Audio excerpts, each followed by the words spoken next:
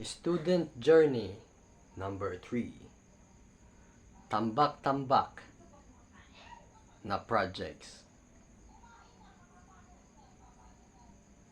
Pre-finals na kami ngayon. So, alam mo naman kung college ka, sa pre-finals, nag-i-start na tumambak at tumambak at tumambak yung projects.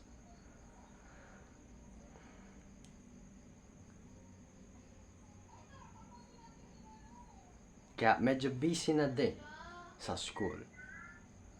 Pero maganda siya kasi binibigyan niya ako ng reason para may gawin ako. So, medyo konting masaya. Ang pre-finals. It's good. Pero ito yung lesson dito. Sa sobrang pag-grind natin araw-araw, sa sobrang pag-focus natin sa pag-self-improve, nakakalimutan na natin na magpahinga.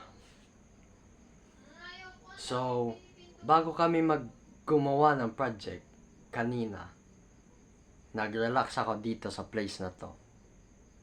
Papakita ko sa iyo in 3, 2, 1, here.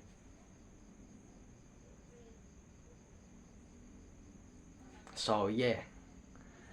Sa sobrang paka-busy natin sa school, sa busy natin ng pag-self-improve, sa pag-grind, araw-araw nakakalimutan na natin na mag-relax at i-enjoy ang journey.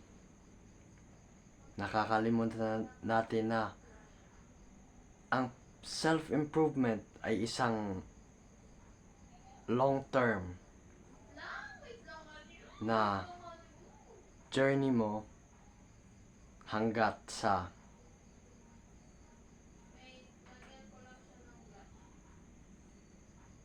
pagtanda mo. So, yeah, important na hindi lang tayo mag-focus sa pag-self-improve at pag-grind araw-araw.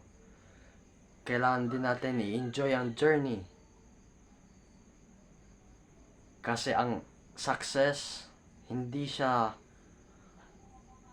instant.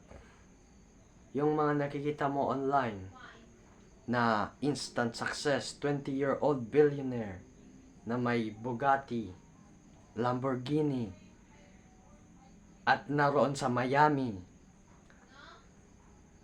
may sarili din silang journey. Kasi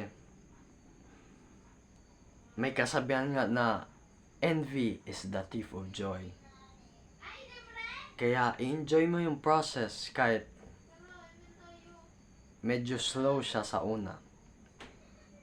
Kasi ang iyong journey ay para din sa iyo. Yung journey nila para din sa kanila. Kaya wag mong ikumpara ang sarili mo sa ibang tao kasi your journey is yours. Kaya ang lesson is enjoy mo ang iyong journey. Sa sobrang pag-grind natin, nakakalimutan na natin. So, enjoy the process. Be patient. At keep building ang iyong sarili paunti-unti.